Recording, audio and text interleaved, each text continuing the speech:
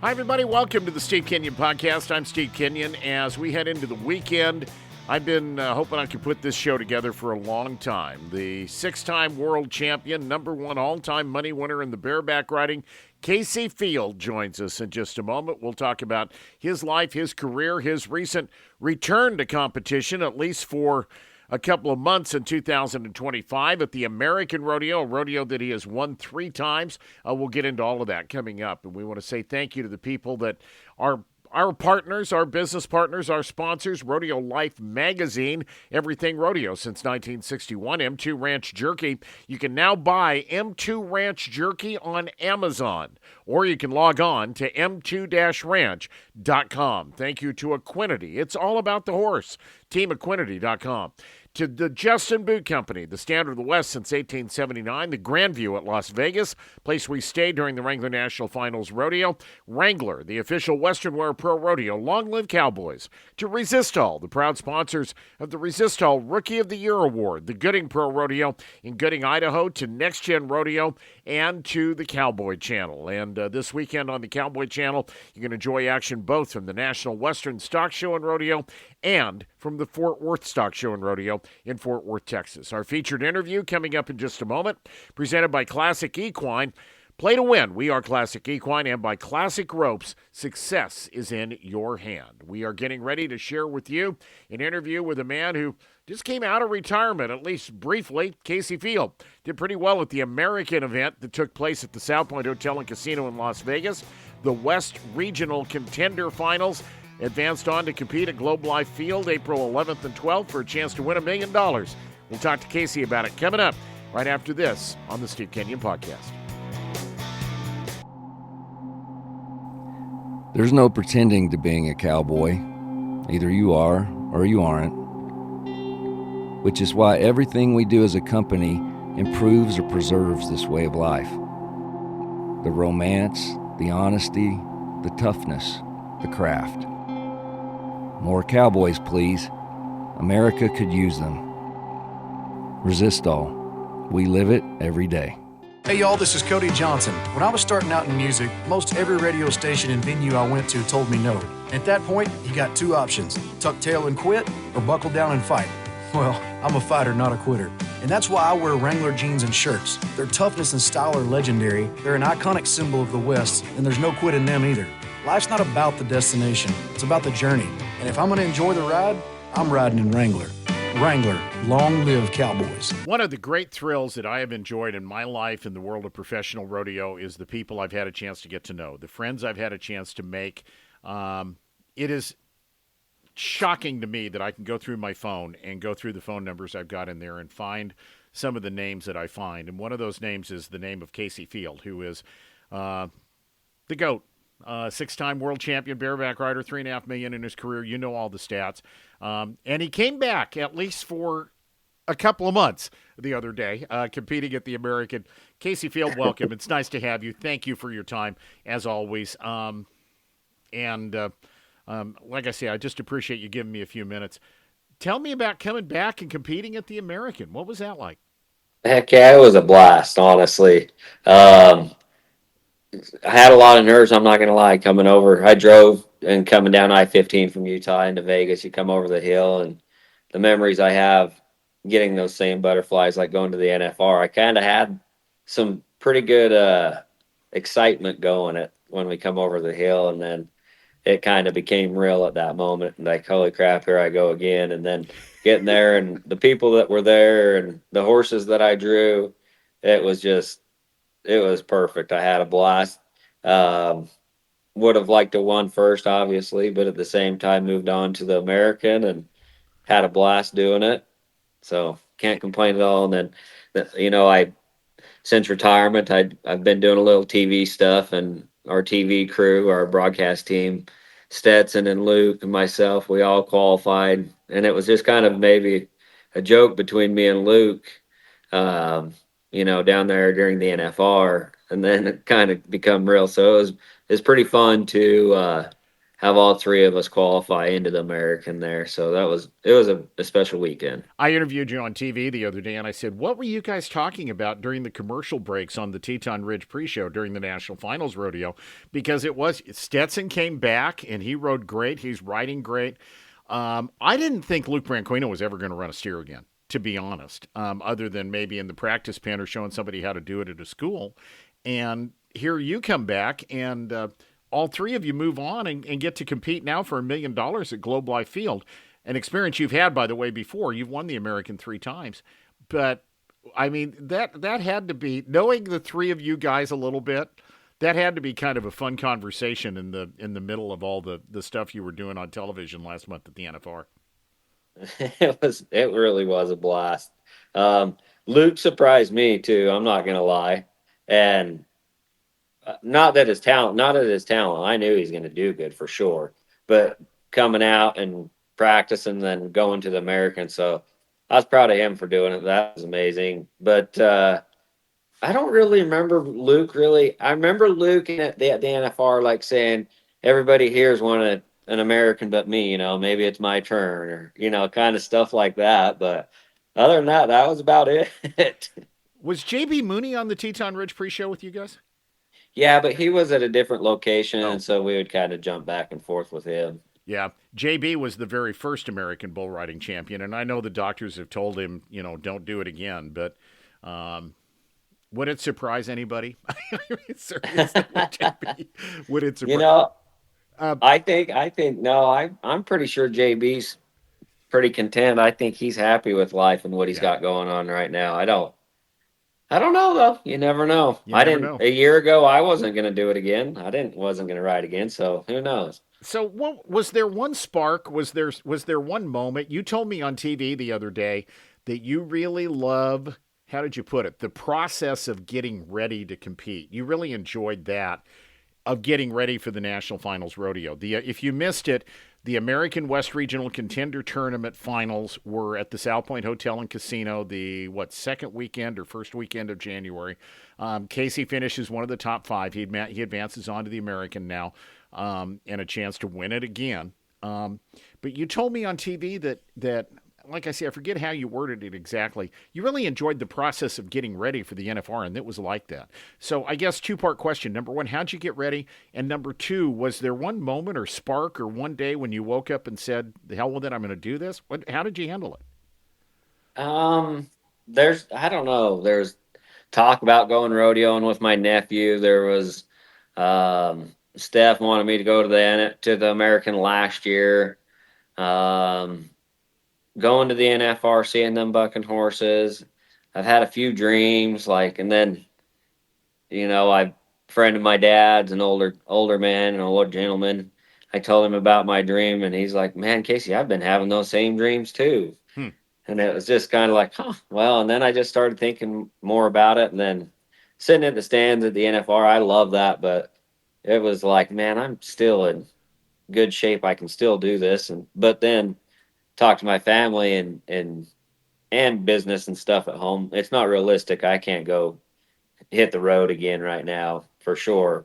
But to go for 2 weekends, yeah, that's pretty realistic. So, and like I said, the process of getting ready for an event like this is way fun, and the studying and the, I don't know, the strength training mentally that it.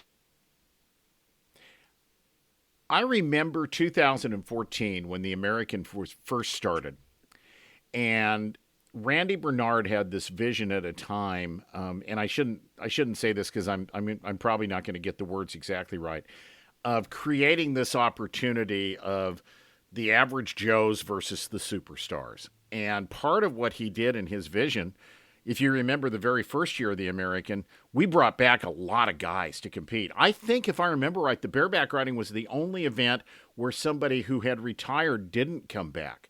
Oat Berry came back in the steer wrestling. Dan Mortensen came back in the saddle bronc riding. It was in every event. Charmaine came back in the barrel race. Every event except the bareback riding. I think somebody came back, and so there's always been that element of somebody coming out of retirement. It hasn't been that long since you retired. I'm pretty sure it didn't take much to get you back into riding shape. Well, I'll tell you what, riding shape and being in shape in the gym are completely different. Yeah. And it's been about 10 days, and I'm still rubbing my Power Pro warming lotion on my neck and my back. I've been pretty stiff, but no, I need to get some practice horses here at the house and need to get on a couple a week, maybe 3 or 4 a week. Yeah. I want to ask you one more American question, then I want to get on to some other things. Tell me the story again, because I thought it was a hilarious story about your mom and her reaction when you first said, "I'm going to go get on at the American qualifier," and then eventually just retell that story, because I thought it was a lot of fun when you shared it on TV the other day. Yeah, so my mom, I kind of brought it up that I was going to go rodeo again or maybe go to the American, just about like that. That's about all I said. She, no, that is so bad. You don't want to be one of those guys that come out of retirement and humiliate yourself. No way. I don't think it's a good idea, and I don't support it.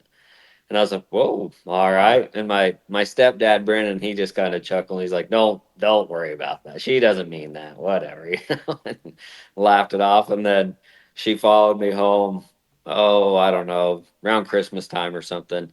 Pulled in the driveway and she jumped in the truck and just said, I'm sorry I said that, but you have my blessing now. And she said a few other things, along the lines of my discipline and my hard work, it will pay off. And she believes in me, and so I go kick their butt pretty much. So, Wow. Uh, it was pretty awesome. I'm trying to imagine how you just casually bring that up. Oh, by the way, I've decided I'm going to go get on a couple more horses over the turkey and giblets at Thanksgiving time. That to me would have been almost as much fun as hearing her reaction as how you just casually brought it up. Well, yeah, there was this Shad. He wants me to rodeo bad. My brother and his boy, he's 18 and wanting to go. He actually just texted me just a second ago and said, "Los Fresno's question mark. It has 6,000 added. I need to go to this one." Like he's getting ahead, the cart before the horse, and it's been a fun little process watching him, get lots better and see his goals and how he's working toward them. But again, it's like I can't go do that. But that's kind of at Thanksgiving. That's another reason it was brought up is Daxton, being 18 and going to hit the rodeo road, and I should go with him. And I was like, I'm not opting that. I'm not, I'm not there. He needs to be doing a lot different things out on the road than I do. Kaycee, can I ask you a question about the National Finals Rodeo? And this is a little bit out of left field, but several nights while either Ryder or Statler Wright were riding, we had a shot of Stetson Wright sitting up in the VIP area on television, and you were sitting next to him in some of those shots. Did you get an elbow in the eye? I mean, those boys ride with each other like that is a family that is as close as they could be. But they get so animated when, if one of them's riding, the other three are riding every jump with them, aren't they? Oh man, yeah, it's like they're connected somehow. I don't know. Yeah, but there was a few nights you just kind of have to, oh, he's getting wound up. Yeah. Eliminator pin. You need a chair in between us. Yeah. He That's came for out sure. and he won that event. He won the saddle bronc riding in Las Vegas, and I saw he was just 89 in the bull riding the other day in Denver.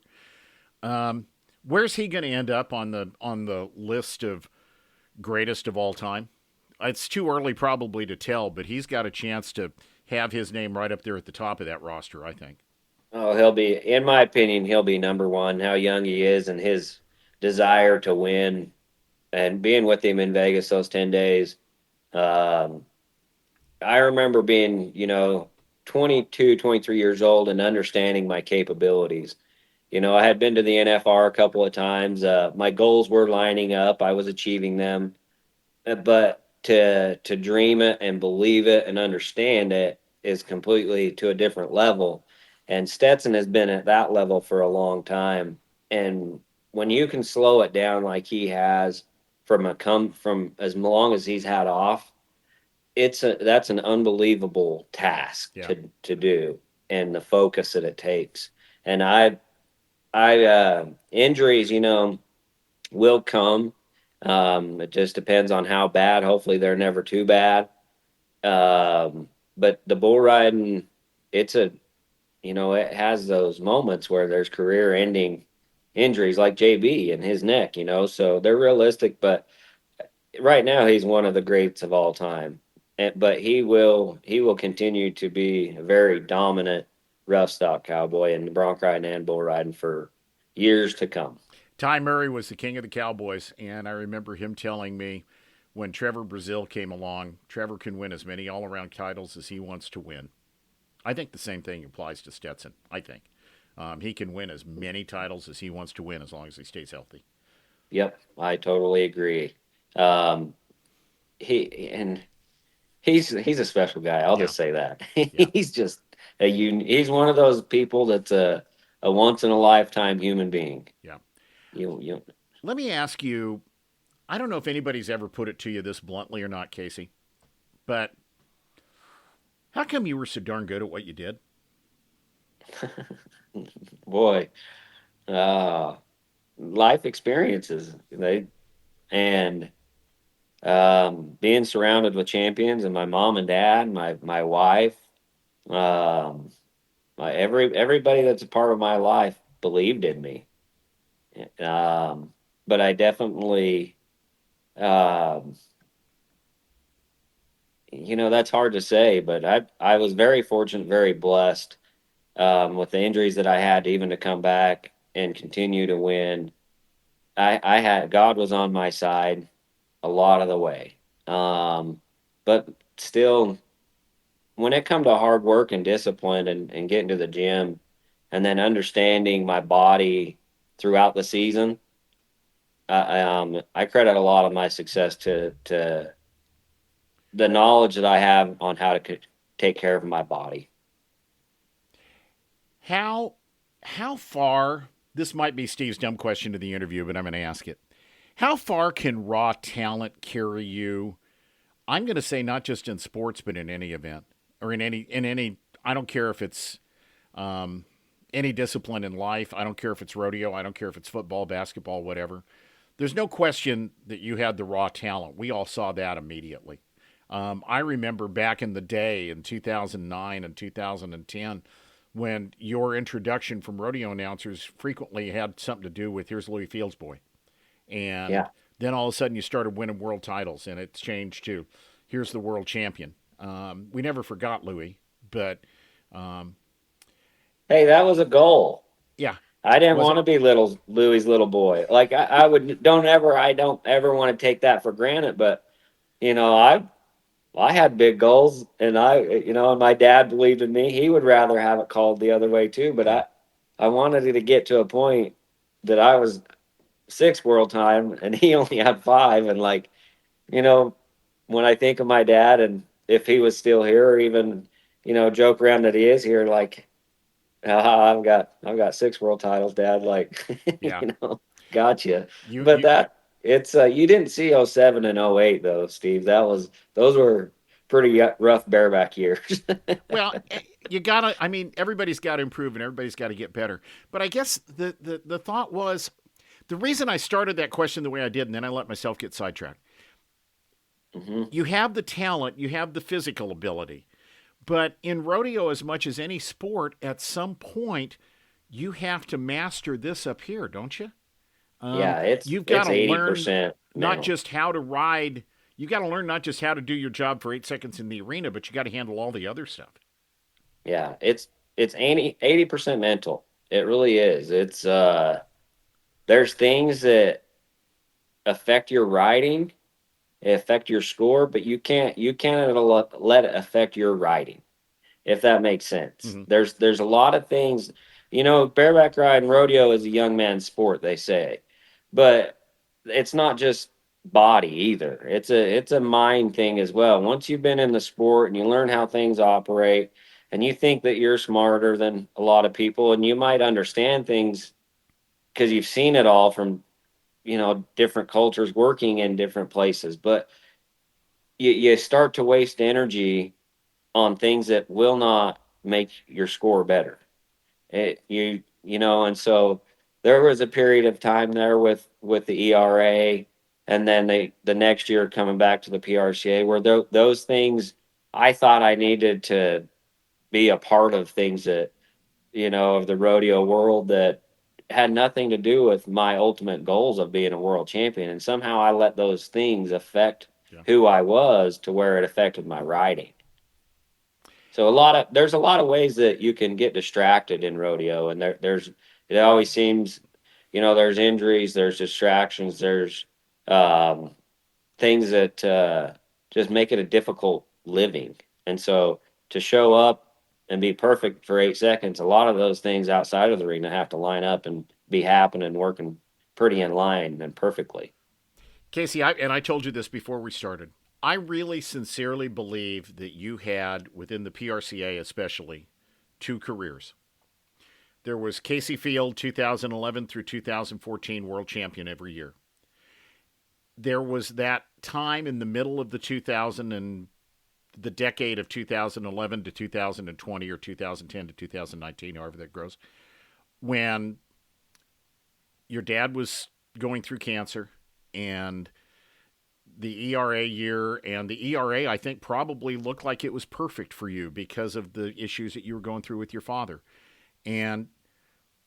And then you came back, and then you won world titles again. And to me, and if you think I'm an idiot, you please tell me. To me, the thing that marked the 2011 through 2014 Kaycee Feild, and the thing that marked the I just came back to pro rodeo Kaycee Feild, was fun. You Oh looked yeah, to me like you were having fun when you were riding bareback horses during those times when you were having so much success. Is for that an sure. oversimplification? No, it's exactly what it was. As soon as I started treating it like a job and I had to go out there and I had to do this, um, it took the fun out of it.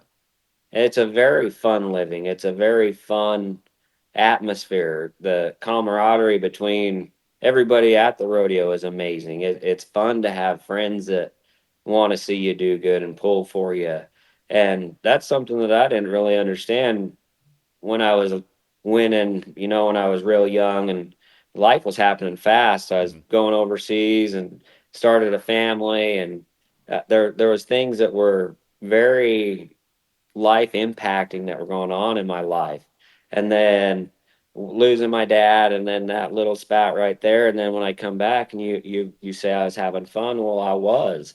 I It was like a second chance to say thank you to the gate man in Salinas that's been there for 17 years. The cameraman Tom behind the shoots at the NFR. He's been there since my dad was riding, and Yeah. he yells when I'm getting down on my horse. He's yelling, show them what they came for, Field. Like every night for the 13 years I went there, and uh, to to go and to show my skills and my ability, and not let people down. Not that it mattered; it's up to me completely. But it it was so fun, and I treated it like a vacation. I was, you know what, I'm going to take my family as much as I can. Instead of going to the beach, we're going to the rodeo, and I get to go perform, or I get to go and compete and win. Just come and be a part of this, kids. Yeah. And these are my friends. Meet these great people. I've known these people for years, and so when I went to the rodeos, I was excited to be there. I was excited to see my friends, and then on top of that, I knew my capabilities, and I knew I was ready to ride and ready to win. So when all that stuff is happening, for damn sure, it is a lot of fun. I want to ask you about the impact of some people in your life. And you've been asked hundreds of times, I'm sure, about Louis Field, your father, another of the greatest of all time. But what did he do for you? What did he mean to you? What did he teach you? What did you take away from him? You could spend an hour on this question, I know, but talk a little bit about Louis Field. Oh man, I don't even know where to begin. Just because I knew him as dad. That's Mm-hmm. all he was to us. I didn't really understand the champion he was until after he was gone. And you know, when I started rodeoing full time, I kind of took more notice to what he had accomplished in the sport. And then to understand the champion that he was as a dad at home. But um, that then after he passed, the people that tell me stories are people that I deeply respect, and they haven't told me these stories when he was alive, but after he's passed, what my dad meant to them, and maybe a little story, what he helped them or said a few things to them that impact their life or their lives forever. Um, but one thing that looking back is love. Um, when we competed, like even if we didn't win, he was like jacked, Hmm. pr- just super proud of you. It didn't like no bad days. If we went to work picking up rocks in the field or picking up hay bales, 90 degrees, 95 here in Utah in July, it could be 100. And it's hard work, but with dad there, you're gonna have a memory. You're gonna have a laugh. It's and then somewhere along the line, you might talk about your goals, and he makes it simple, like, well, that's a big goal, but if you do this, you can achieve that pretty easy. Maybe write down a different Hmm. different goal. Maybe reach a little farther. So, I think the thing with my dad that I take away that when and still I feel it, I still feel his impact a lot. I feel um his presence. Yeah. But he pushes you to excel to your best.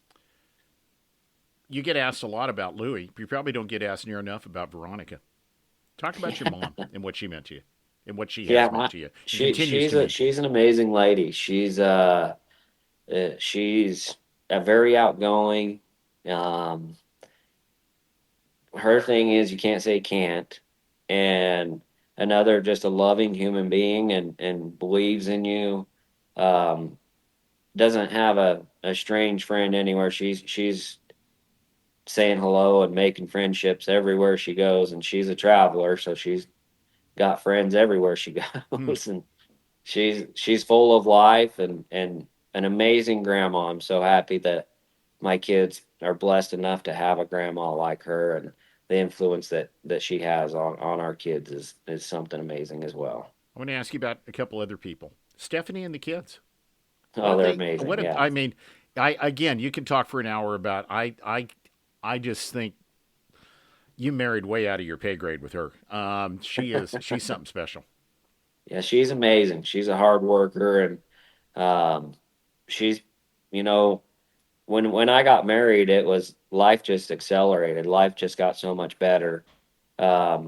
And part of it is I had the best teammate. I have someone that has 100% faith in me, believes what I'm about, but also we're realistic with each other and keep each other on the straight and narrow as well. And to have her as a mother to my kids, and um, you know what my kids are becoming is because of her and her influence on our kids, and they're fun to be around. They're winners, and they're motivated kids. Are your kids wanting to rodeo? They say, I'm going to be a barrel racer, and Hux, he's like, I want to go ride the bucking machine, but I don't know if I've ever asked him that question, but uh, if they want to be, for sure, we'll hit the road. We go to the junior rodeos and mess around with it maybe 3 or 4 times a year, but we don't get too serious about it. I always felt like the biggest thing you can do as a parent is just um, there are a lot of things that your kids can do that you might want them to do, but that isn't necessarily what they're called to do. And so you need to make it possible for them to. Yeah, I mean, you want to try to teach them and guide them, but you also want to give them the leeway to. You want to be a barrel racer? Great. You want to be a concert pianist? Okay, let's get her done. Like your mom said, there's no such thing as can't. Just figure out how to do it. I always thought. Exactly. Yeah, that's what I'm trying to instill in my kids is just whatever you do, you just try your hardest and be there to be the best. Yeah. When you show up and you're competing or you're showing up to a competition, you show up there prepared and ready to put your foot down and walk out of there winning, and maybe not hold the first place trophy, but from whatever that situation was, you learned enough to progress and be better the next time. Kaycee, when I know you traveled with a lot of different guys in your life, and I told you I wasn't going to make this all about just what you had done in your career, and I want to ask you about what you're doing now. But whenever I think of you, inevitably a vision of Tilden Hooper pops in my mind. You guys spent a Yeah. lot of years, put on a lot of miles together, gave each other more stuff than probably any two human beings imaginable, I think, and were the best of friends and brothers the whole time. Am I right in saying? Tell me about Tilden. Oh yeah. Best travel partner in the world. We've traveled since '08. Um, but his goals, where we want to end up when we're dead here and move on to the next life, we everything that we want to accomplish before then, it lined up about the same. There might be some different tactics on the way how to get to some of those goals, but the end result where we want to end up was the same place. And so the short period of life that we had together, rodeoing together, it was simple. We understood what had to be done and how we were going to do it. And same thing with him. His mom and dad told him he was the best from a very young age. And so our positive attitudes and our optimistic mindset is ingrained from a very young age. And so we clicked right off the bat. And, we competed down there in Vegas at the Contender Round a few weeks ago. And he rode home with us and brought his little boy. And we went and skied for a day. And there's going to be an opportunity where we can do some sort of business together here in the near Yeah. future. And the friendship that we've created over a rodeo career is it's still going. We don't get to see each other that much, but um, we're continuing to try to win and push each other. That's for dang sure. There's not a dull moment. What did you tell me on TV the other day? He grabbed your hat after you got done riding in Las Vegas and tossed a bunch of dirt in it or something. Just to, Oh yeah, yep. he had to have a 5 gallon bucket and filled my hat full of sand.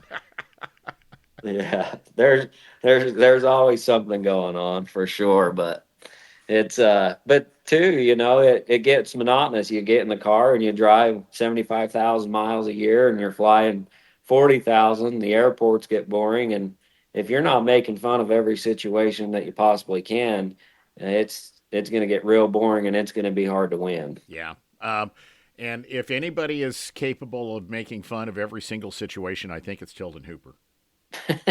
I'll tell you what. Yeah, yeah, there was one in Vegas. Like it's flip the page. Here we go. Bury your hat down with Hooper. Yeah, there you go.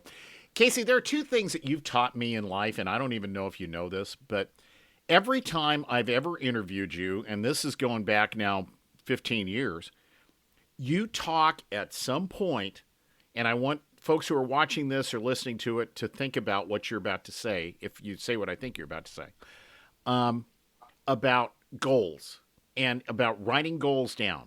And I'm willing to bet that now that you are much more Kaycee Feild entrepreneur, dad, and business person than you are bareback rider, even though you're still obviously got a chance to win $1 million at the American now. You're still a goal setter. You're still a right. Talk about that. Talk about that process and where that came from. Am I right in everything I just said? Yeah. There's been periods of times where I haven't wrote goals down, and it's showed in my performance for sure. But that's something that now, you know, I explained it to my business partner like this. Like I grew up watching my dad be the very best cowboy. The things that he would counsel me on growing up were to be a winner and a competitor. Where my business partner, his dad is the ultimate businessman, and he sat back and watched his dad be a world champion businessman. And now he's very successful in the business world.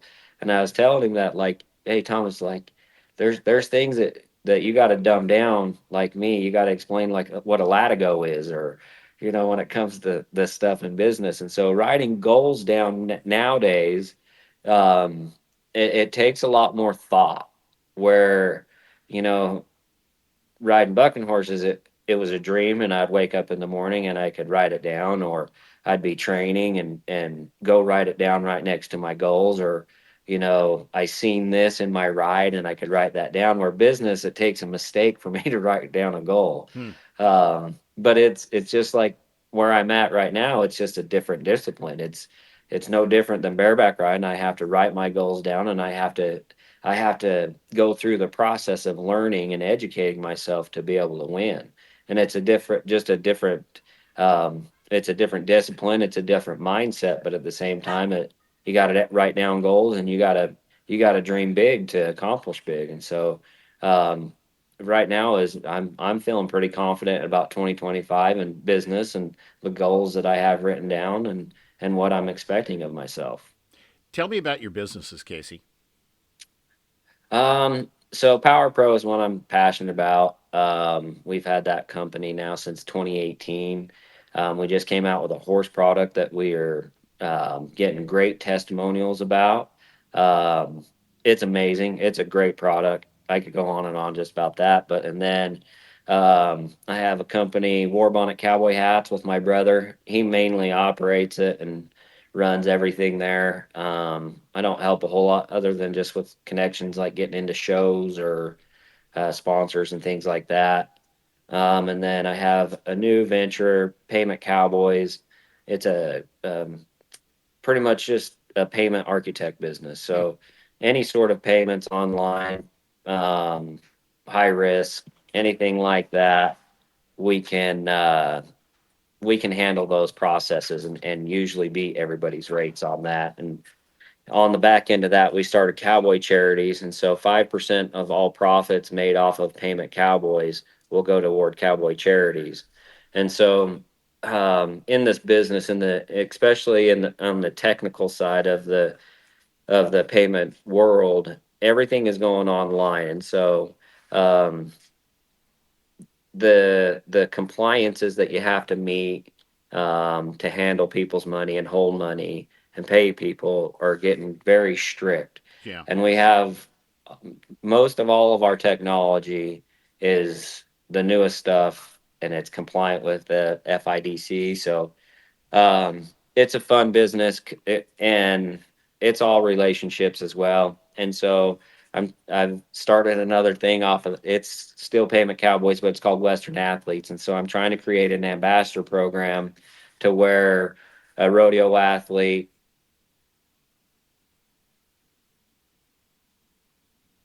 Somebody just sent Kaycee Feild a text message. Yeah. So Luke is our first one, and anybody he brings to the table, we'll give him a large percentage of whatever we profit off of those businesses. Huh. And so, trying to create residual income for cowboys after they're retired, or even I want to go to second tier sports like hockey players. There's a lot of hockey players that are in the same situation as rodeo athletes, when they can make pretty good money through their career, but at the end of their career, the sponsors end, and the money that you win go away pretty fast. And so I call those second tier sports. And I want to get involved in a lot of second tier sports and offer this program. And then obviously I'm trying to create a credit card right now where it's $5 cash back, 5 to 10%. So we'll see what happens there. We're trying to get the technology lined up, but Payment Cowboys is something I have a lot of passion about right now. Yeah, I just Googled it, paymentcowboys.com. You can find it. And Western Athletes, is there a website, or are you to that point yet, or? We're building the website right now, and we're working through the details, but Cowboy Charities, we also have a website there. And so in the payment world too, all these other companies, the Stripes, the Squares, Clovers, 99% of them are woke, and they're the people. It's the 3% charge on the credit cards is where this money's coming from. And so we handle the money from the cash register to the bank and to the customer safely and legally. And so there's a lot of money going passed around, but there's a way that we can benefit the industry a lot through this, and not supporting those companies that are supporting the the organizations that are trying to tear our country down. Yeah. Um, you you've had the ability and the skill and the talent and the drive and the want to. And I forget which year it was you won $433,000 at the American, but that helped to. I think it's fair to say, again, correct me if I'm wrong, please. That helped to provide you with the opportunity to financially be able to set some of these other gears in motion. Am I right in saying that? Yeah, for sure. I definitely learned a lot of. I learned things through that situation that where you don't ever learn those things that when you don't have that amount of money, I guess you could say. But there was a time and period right there where, yeah, we did invest in a few things. But what really, sparked the interest in business with me is these people are paying me to put a patch on my shirt, and they're understanding the value of me being in the arena and on my social media. Why am I doing this for other people and not myself? Which is if I can create a business that will last longer than my career, that's going to be a huge benefit in the long run. And so that was probably one of the biggest motivators for me to get involved in the business is the patch and the power of TV and social media. Yeah. Kaycee Feild is joining us. I asked you for 25 or 30 minutes. We're going on 40, and I appreciate your time. For sure. I do this a lot where I run a little bit longer than I planned on. Kaycee, what's next? We're gonna get to see you ride at the American. We're gonna get to see you at Globe Life Field. You're gonna get to experience that rush of hearing your name and climbing on the back of maybe one of the greatest bucking horses in all of pro rodeo, and showing everybody you still got it. You told me that you're not coming back, but this is an opportunity for you to be back. I'm not sure that I worded that right. Talk about just coming back and getting on and continuing to do whatever it is you want to with your career riding bucking horses. Yeah, so I've always dreamed of having my last ride at the NFR and winning the world championship. That's always just what I've always dreamed is the 10th round. But now, that didn't happen. And the next best place for me is my last horse to be at the American. And now that it's here and the NFR didn't happen, it seems like it's almost a better fit. The luck that I've had there, the money I've won there has changed my life. The tribute that they gave to my late father, Lewis Field, was an amazing, respectful, humbling moment for me. I was on the radio that day and I had tears in my eye. It's hard for me to talk about without crying. Yeah. But it feels right to where my family's at and how we've talked about it, and to be able to win $1 million or whatever amount it ends up being, to have that be the proper last ride is kind of another motivator. Yeah, kind of the motivator, I guess you could say. 6-time world champion, $3.5 million in your career. Was there one moment? Was there one thing? Was there first world title, last world title, big check at the American? Was there one thing that will always stick out to you? I know that's like asking you to pick your favorite kid, but there's two, I guess you could say. So when I won my 5th world title in Globe Life on a re-ride, come down to that last ride on Junior Bonner. Yeah, that was a huge moment for me. And two, me and Tim were very tough competitors, but we respected each other at the same time. We weren't the best of friends, but now we are great friends. And so that moment's even more special. And then when I rode Franzen's horse out on the Salt Flats, 2-buck chuck, that was a dream. That wasn't luck of draw. That wasn't anybody, favoring me or, asked me to do anything. I asked everybody that was a part of that to be a part of that personally. And that was a big achievement for me. And what it turned out to be. There was not a judge there the day that you did. And I watched the video. Kaycee, that was a hell of a bareback ride. I don't know what they would have marked that, but that was a heck of a bareback ride, I thought. Yeah, and 2-buck Chuck, that was my 4th time being on him, and for damn sure the hardest ride I've ever had on him. He had a day, so it was awesome. It was fun, and that ride looking back was silent, and hearing his hoofs hit the salt flats and the wind blowing when I was in the air was a silent moment that was very, very special. I've never asked John or Hank or anybody about that. Did they have trouble getting Two Buck Chuck gathered up and back where he was supposed to go when that was there? If you've never seen what the name of the movie was, I'm drawing a blank. Unbroken, a documentary that Kaycee put together with Ariat, and I remember we debuted it at the Cowboy Channel, and you take this incredible bucking horse out in the salt flats. There wasn't an arena. There was a bucking chute and a truck, and that was it, right? And a couple of pickup men.